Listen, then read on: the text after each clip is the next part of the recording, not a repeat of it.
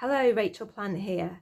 So I can remember in the early days with my daughter, who's 8 now, when she was a tiny baby, bringing her home from hospital, having had a hospital birth, but planning for a natural home birth, and it not going to plan. It's being a really long, drawn out, exhausting labour and birth, and getting home and just feeling really overwhelmed with the different advice, the different information that was out there on how to actually care for her. Because I put a whole load of research and effort and planning into the birth itself. I knew exactly how I wanted that to go, but I had put absolutely zero preparation into what I was actually going to do when I had her here, when I brought her home from the hospital, or when she was here earthside. I had no idea. And so I had a couple of books, and I can remember being sat on the settee with her there, kind of flicking through these books and just feeling really overwhelmed. They were about schedules and baby training, and every 3 hours this and every 3 hours that, and I just didn't have enough brain capacity to be able to take it all in and to actually organize it and plan it and do it in the way that's described in the book. I was in a pretty raw emotional place. I felt really vulnerable. I felt so disappointed. I felt like a failure because of the birth experience, even though I had a healthy, beautiful baby. It was really overshadowed by the fact that the birth hadn't gone the way that I wanted it to. And that was a real lesson for me, actually, in kind of building expectation. And I beat myself up so much because I felt like I'd failed her, and I'd failed me, and I'd failed all the other mums who were in my baby yoga class and my baby, the baby preparation classes, all completely unnecessary. But it really kind of cast a shadow on those first few days. And then I had my mum, who was kind of a bit obsessed with winding babies. I was breastfeeding her, and she was like, "You need to win that baby. You need to get the wind up." So I was spending so long just winding this baby, who I don't believe did actually need winding, because she wasn't on a bottle. She was being breastfed, so she wasn't taking air in, and so I was doing this because my mum was telling me that I had to, and I was like, this isn't feeling like what I should do. And then I had a health visitor come round and tell me, well, we don't share a bed with baby. And I was like, okay, who quite a condescending kind of an attitude, really rubbed me up the wrong way. I was like, what's this we? You might not do it that way, but but also there was some fear there, because a healthcare professional was saying it, and it's like, is it true? Is it not true?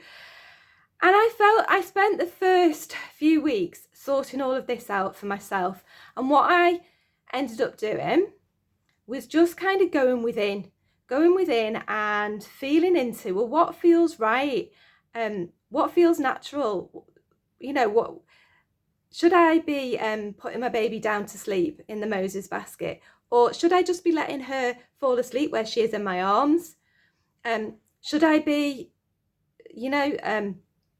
feeding her for so long, and so many hours between, and all of this kind of stuff? Or should I just let her feed when she's hungry, or when she indicates that she's hungry? It might only be for 5 minutes, and then she falls asleep again. But that's what I did. That's what felt like the absolute natural thing to do. And when I looked into it, it turns out accidentally I was getting into what's termed attachment parenting.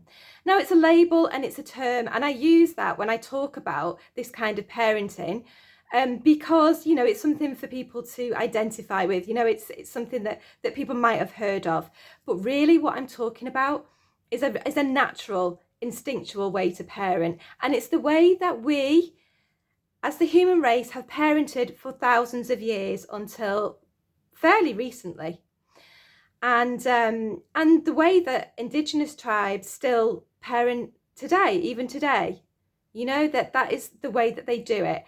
And it is about, you know, that there are, within attachment parenting, there are the 5 Bs, you know, and there are, but basically what it is, it's not a set of rules, it's not, you know, it's principles, but it's what it is, it's about connecting you back to what our ancestors always have always known, this knowledge, this instinctive, intuitive knowledge that is inside you and that you can tap into as well, because it is the way that we should be parenting our children. And that is not to blame or to judge or to put a guilt trip on anybody that chooses to do it differently, but actually feeding your baby on a schedule, putting them to sleep in a different room, leaving them to cry themselves to sleep, it's not the best way to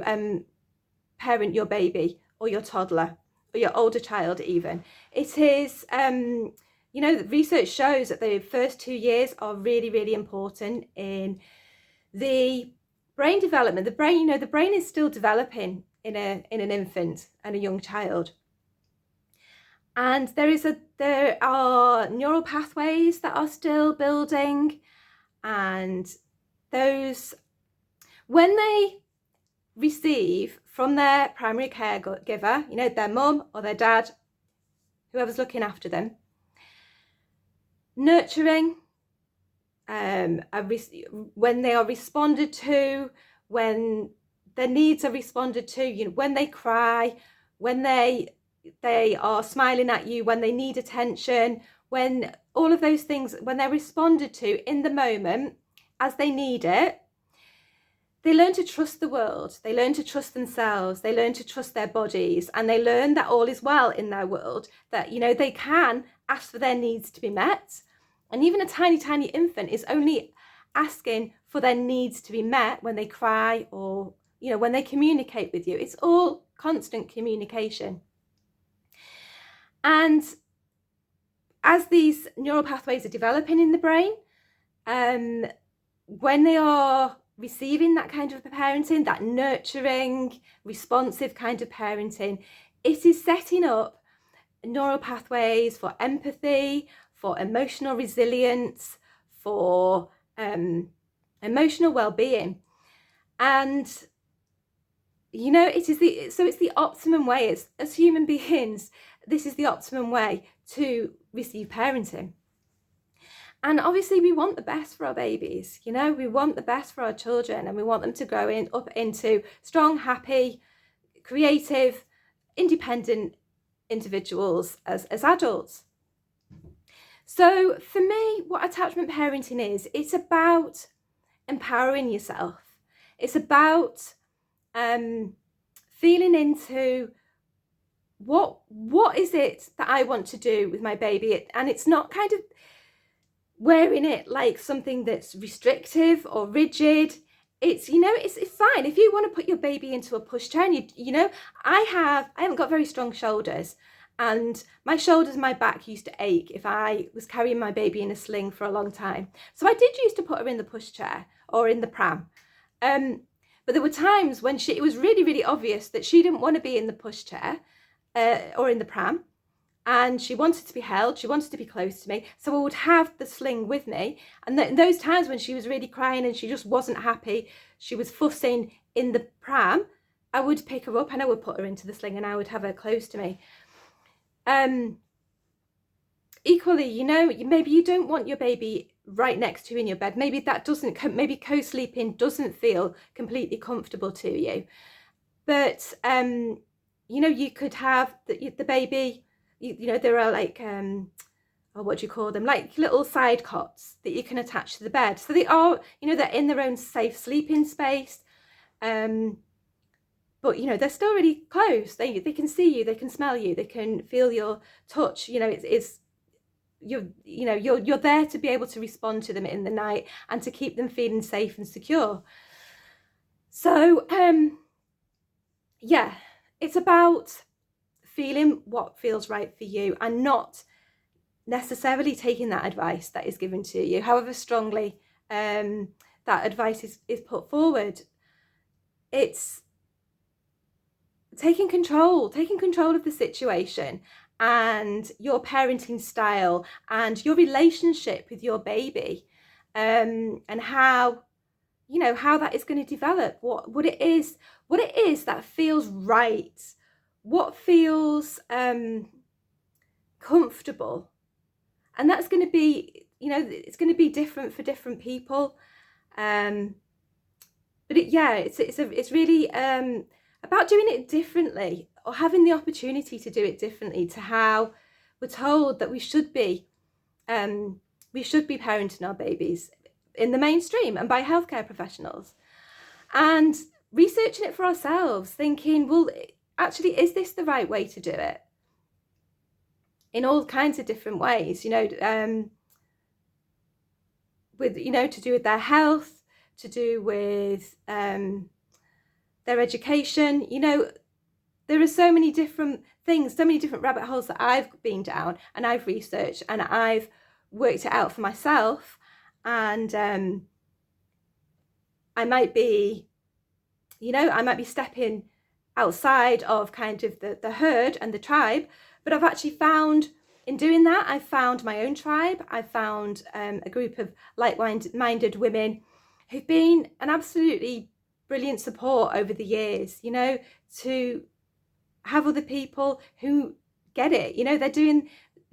They're having all the same sort of comments from their parents about, or their families or their friends about how they're parenting and how they're doing it differently.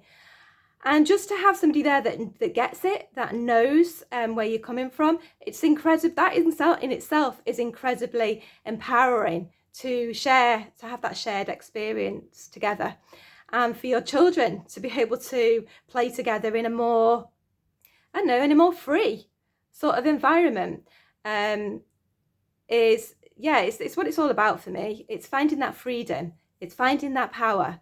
It's standing in my truth about what feels right for me and my child, and and saying fuck it to the rest of the world, really. And so